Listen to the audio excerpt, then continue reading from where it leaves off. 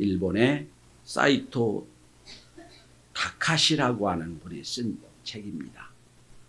교토대 교수인 분인데 이분이 책 제목이 인류의 조건이라는 책입니다. 인류의 조건. 이분이 책에서 이런 말을 합니다. 우리 학교 다닐 때 체육 시간에 물구나무 서기 연습하는데 사실은 실생활에서 어떤 쓸모도 없는 것을 우리가 공부한다 생각을 한다는 거예요. 수학 시간 되면 함수, 고차원 방정식 같이 절대로 삶에는 쓸모가 없는 것을 배우는 이유가 뭐냐?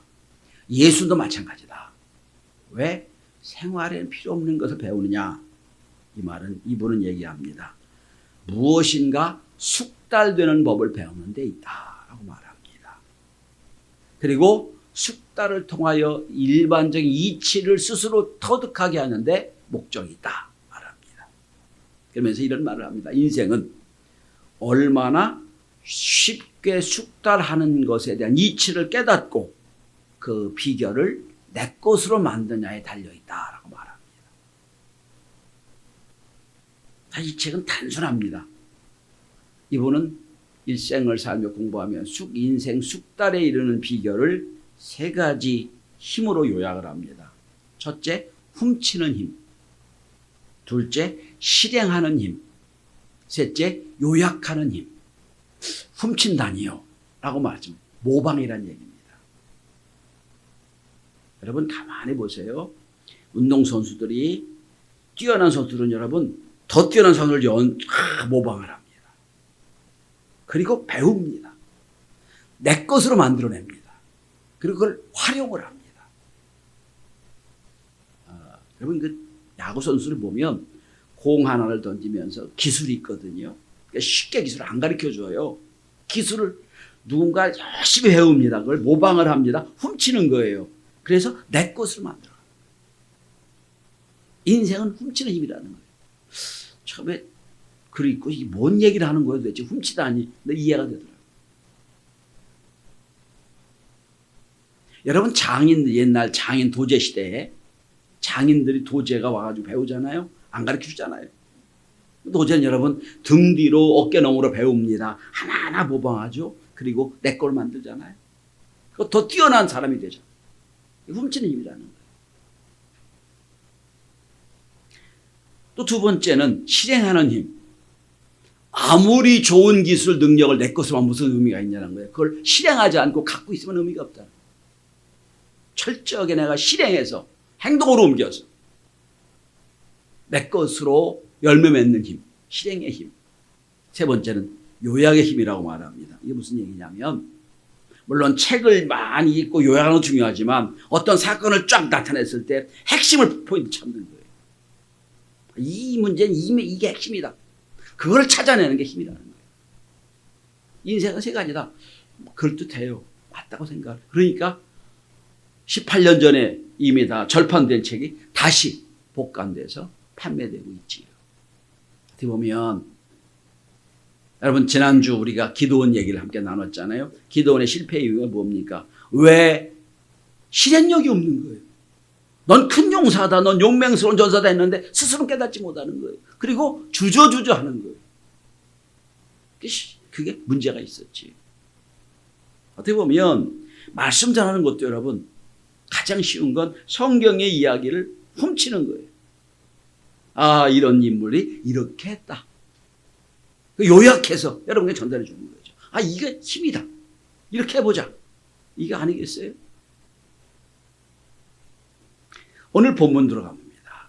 본문은 사도 바울이 고린도 교회에서 있는 이야기를 기록한 책입니다.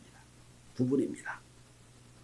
여러분 사도 바울에게 고린도 지역은 참 어려운 지역이었습니다. 왜 그렇습니까?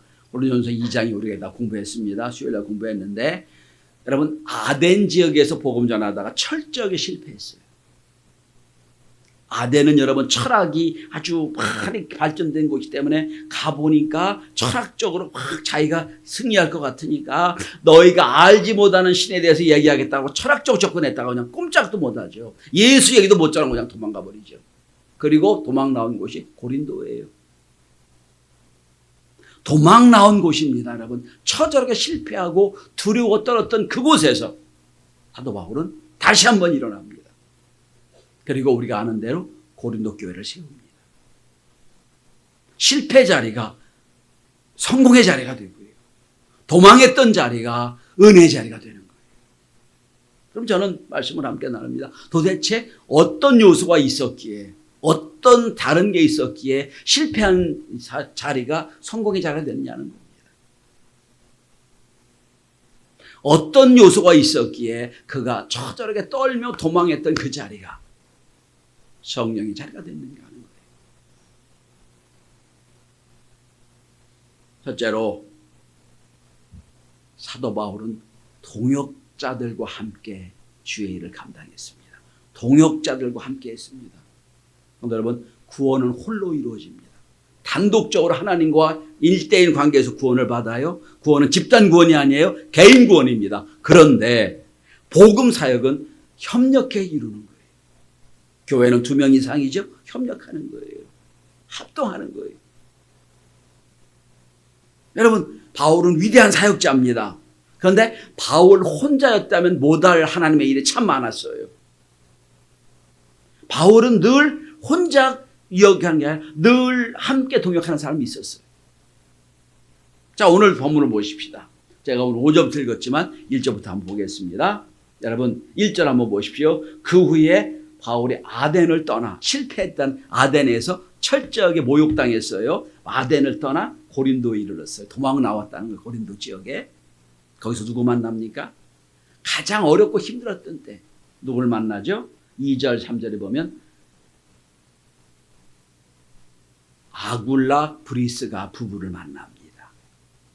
근데 이 아굴라 브리스가 부부도 로마에서 쫓겨난 사람이에요. 로마 황제가 유대인을 추방했습니다. 그때 쫓겨난 사람 중에 하나예요. 부부가 계속 고린도에서 만났어요. 사도 바울은 실패해서 도망 나온 브리스 아굴라 부부는 로마 정치적인 문제로 로마에 쫓겨나온 사람들이 만났어요. 그리고 오늘 본문을 보시면 이렇게 합니다.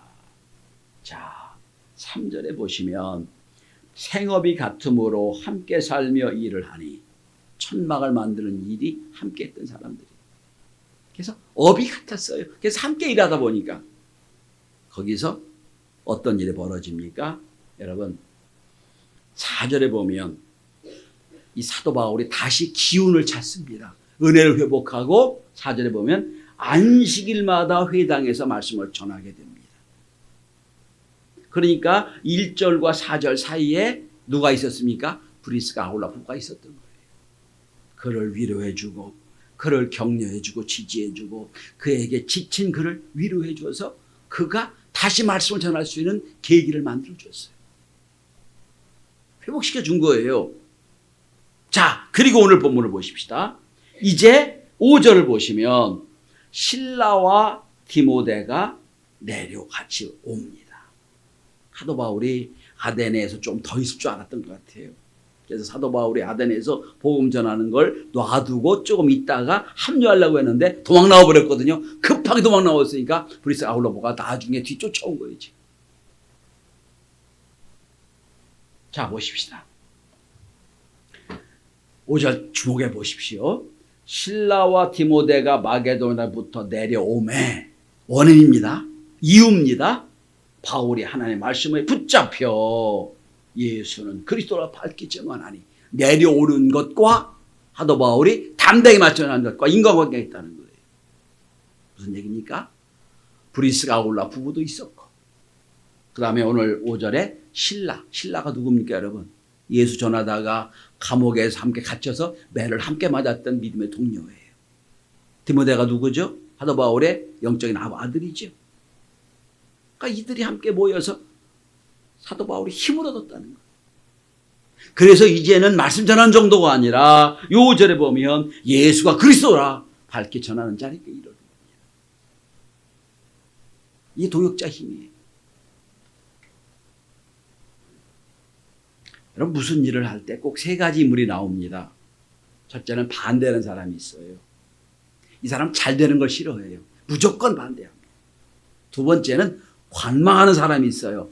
될지 안 될지 해야 할지 말아야 될지 지켜봅니다. 이 사람들 통해서 어떤 일도 안 일어나요. 이게 될까 말까 생각하는 사람은 절대로 무슨 일을 못 합니다. 세 번째 사람이 있어요. 적극적으로 지원하는 사람들이 있어요. 이 사람들의 생각은 어떻게 하면 잘할까, 어떻게 하면 열매를 많이 맺기, 이 관점이 있어요. 자, 한 사람은 반대해서 무조건 싫어합니다. 한 사람은 관망해요. 이 사람들은 되는 것도 싫고 안 되는 것도 싫어요. 절대로 아무것도 안 일어납니다. 세 번째는 함께 일하는 사람은 여러분 어떻게든지 열매 맺으려고 애를 씁니다. 관심이 달라요. 여러분 어느 편에 속하세요? 되어지는 걸 보자. 거기 아무것도 안 일어나요. 하나님이 그렇게 해서 이루어진 게 아닙니다.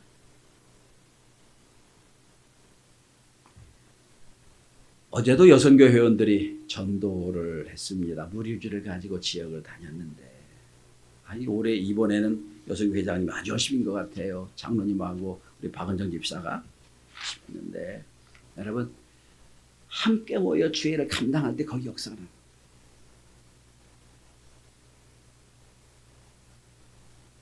신앙적으로도 마찬가지입니다. 여러분 자 예배 10명이 모이는 것과 50명이 모이는 것 100명 모이는 것 분위기가 달라져요. 전혀 달라집니다. 우리 교회 새벽에 5명에서 7명이 모입니다. 모이는데 어느 때는 10명 이상 모일 때가 있어요. 그럼 여러분 기도의 분위기가 달라져요. 왜? 함께 협력해 이루어지니까.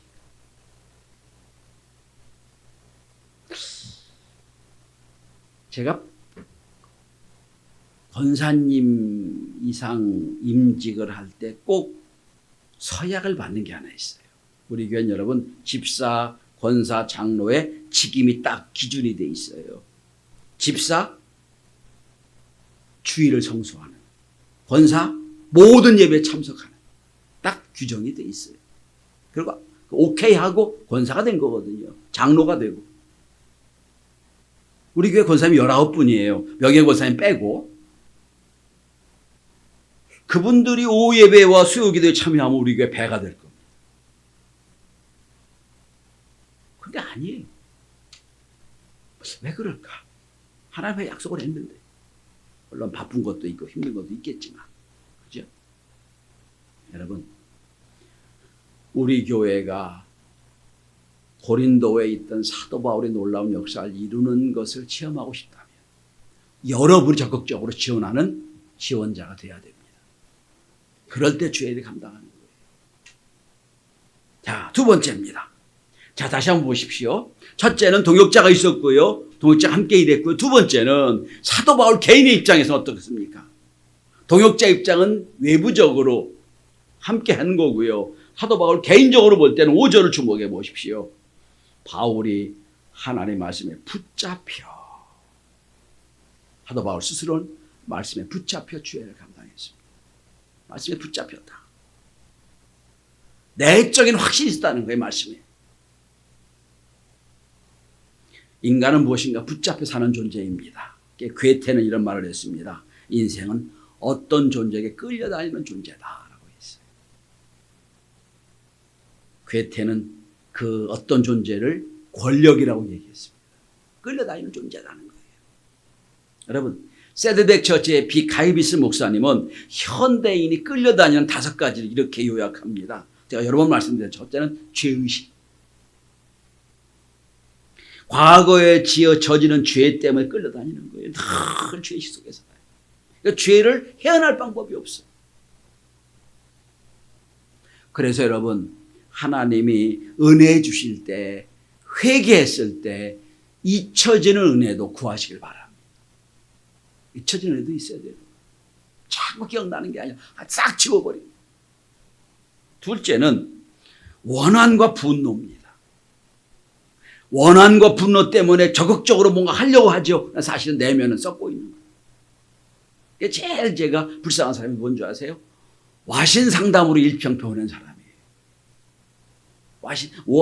원수 갚으려고 인생 보내면 그 사람 인생이 뭐가 돼요? 불평하고 원한과 분노로 사는 사람이 그렇게 되는 거예요.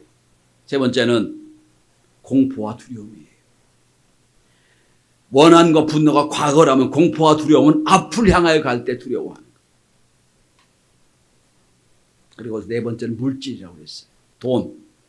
돈에. 이게 최고인 줄 알고 여기 끌려다니는 사람들. 마지막 다섯 번째는 다른 사람에게 인정받고자 하는 열망. 누군가 그 사람 뭐라도 인정해 줘야 돼. 인정 안 하면 삐지고 인정 안 해주면 그냥 시험당해. 근데 여러분, 우리의 가치는 예수님이 십자가에서 이미 인정했음을 믿으시길 바랍니다. 이미 우리 인정받은 거 십자가에서. 그죠? 그것도 인정받을 필요 뭐 있어요. 하나님 앞에 온전히 서면 되는 거지. 이게 현대인들이 끌려다니는 거란 말이에요. 여러분은 지금 어디 끌려다니고 계세요? 인정받는 마음, 물질, 과거의 죄의식, 원한과 분노? 아니에요. 안 됩니다. 사도 바울은 뭐에 끌려다녔다고요? 말씀에 붙잡혔다고요. 영어로 occupied, 헬라어 단어는 수네이토라는 단어입니다. 완전히 포로됐다는 거예요. 말씀에 포로됐어요. 말씀에. 여기서 여러분 잘 주목해 보셔야 됩니다. 자, 내가 주인공이 돼서 말씀을 내가 선택한 거 아니에요. 내가 주인이 아니에요. 말씀이 주인이 나가 끌려가는 거예요. 차원이 달라요. 여러분, 나라 일은 수천 년 동안 이스라엘 백성들이 얼마나 고생했어요. 근데 그 수천 나라가 있다가 없어지고 하는 것 중에서도 지금 국권이 서너 나라가 된 이유를 이렇게 말합니다. 안식일이 유대인을 살렸냐, 유대인이 안식일을 살렸냐, 둘 중에 하나라. 여러분, 어떤 상황에서도 그들은 주일에 안식일을 지킵니다. 안식일이 유대인을 지켰냐, 유대인이 안식일을 지켰냐, 같은 얘기긴 하지만 그게 유대인을 살리는 가장 큰 이유였다는 겁니다. 어디 붙잡혔냐. 그러니까 우리는 이런 말을 쓰잖아요. 내가 말씀에 붙잡혀 삽니다. 이건 내가 주인이야. 그게 아니고요. 말씀이 나를 이끌고 가십니다. 이게 진짜예요. 여러분도 이 아침에 오셨죠? 우리가 주일을 지키려고 왔죠? 내가 주인이 된 거예요. 아직도. 그런데 아닙니다. 난 주일이기 때문에 말씀이 나를 끌고 다닙니다. 이게 오늘 성경이 나오는 이야기.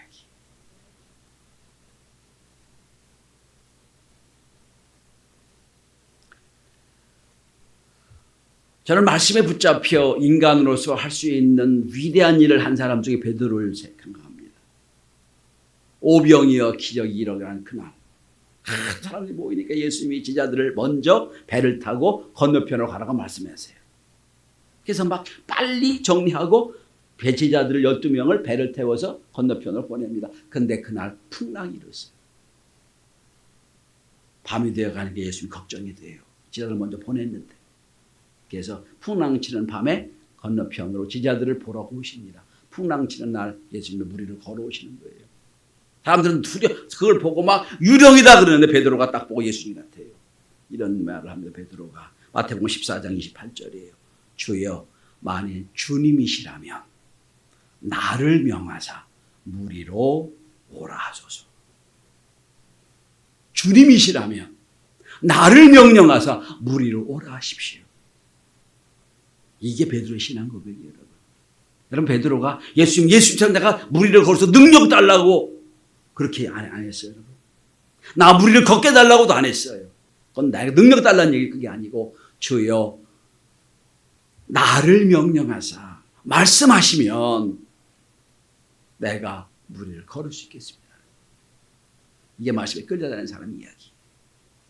물론 비록 몇 발짝 못 가가지고 의심해가지고 무리를 다시 빠져갔지만 말입니다.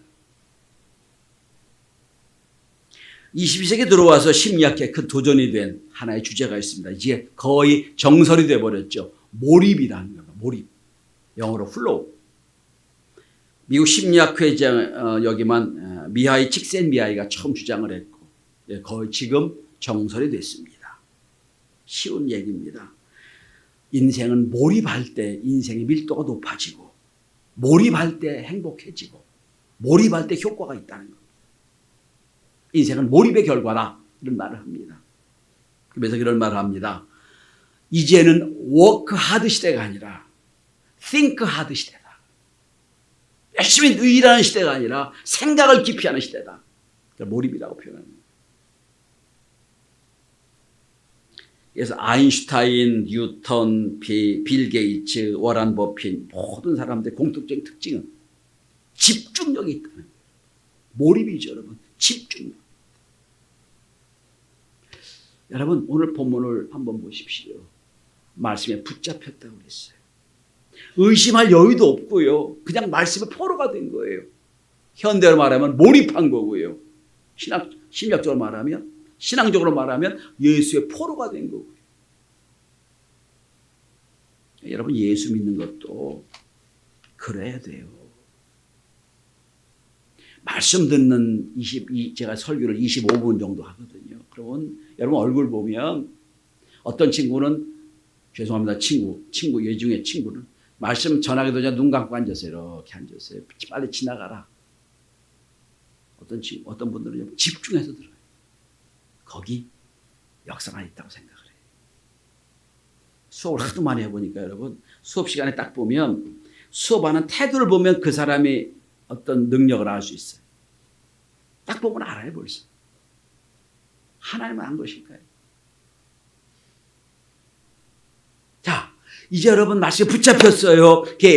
아단에서는 예수를 예자도 못 전하고 쫓겨났는데 오늘 말씀에 붙잡혀서 어떤 일이 벌어집니까? 여러분 5절 마지막을 보세요. 예수는 그리스도라. 너희들이 죽인 예수가 이 메시아다, 그리스도다 증거했다는 거예요, 여러분. 6절에도 보면 막 또 비방을 하잖아요. 아덴 같으면 이 비방 때문에 마음 무너져가지고 도망쳐 나왔는데 호미백산했는데 오늘 6절에 보면 이렇게 말합니다. 옷을 떨면서 말합니다. 너희 피가 너희 머리로 돌아갈 것이요. 난 깨끗하다. 난 할 얘기 다 했다. 하나님 앞에 떳떳하다. 담대해지는 거예요. 말씀에 붙잡히면 사람이 바뀝니다. 담대해집니다. 이래서 고린도 지역에 주의 놀라운 역사가 있던 거예요.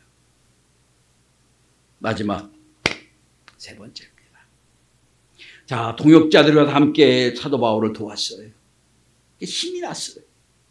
두 번째 말씀에 붙잡혔어요. 말씀에 몰입했습니다. 말씀에 포로가 됐어요. 담대해졌습니다. 말씀을 전합니다. 그리고 세 번째 이렇게 말씀을 전하다 보니까 9절을 보십시오. 밤에 환상 가운데 하나님 말씀하십니다.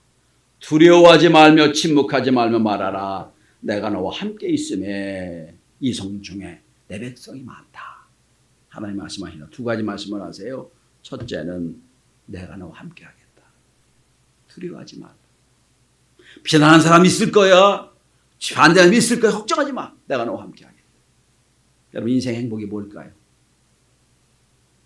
누구랑 함께 사느냐가 행복한 거예요.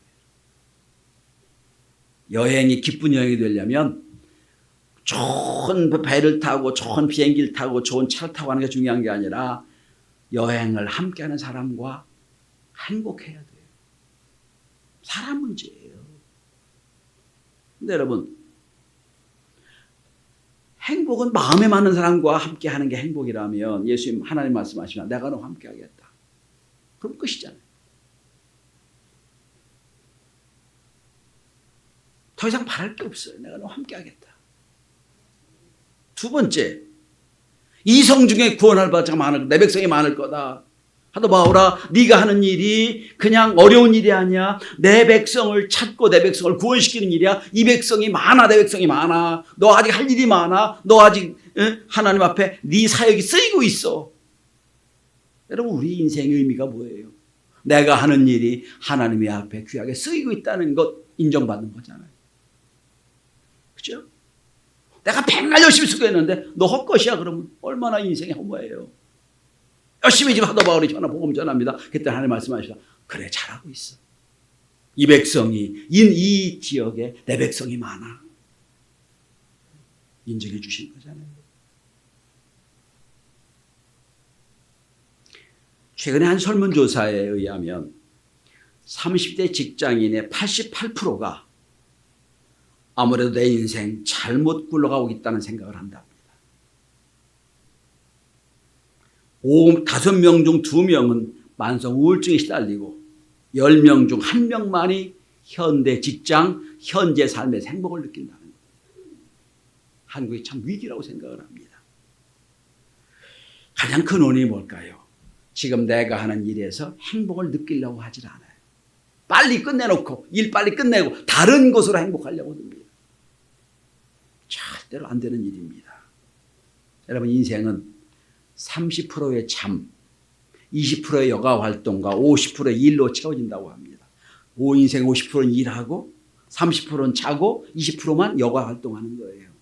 그런데 50%의 일에 행복을 느끼지 못하고 20%의 여가에서 행복을 느낀다면 그건 불가능한 얘기입니다.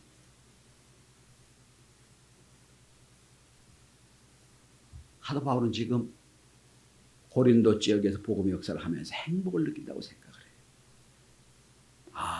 이게 하나님의 역사구나. 그래서 고린도 지역에서 1년 6개월을 함께 있으면서 주의 일을 감당해서 키운 교회가 고린도 교회예요. 말씀을 정리합니다. 성도 여러분, 여러분은 하나님의 나라의 통역자이십니까? 말씀에 붙잡혀 사십니까?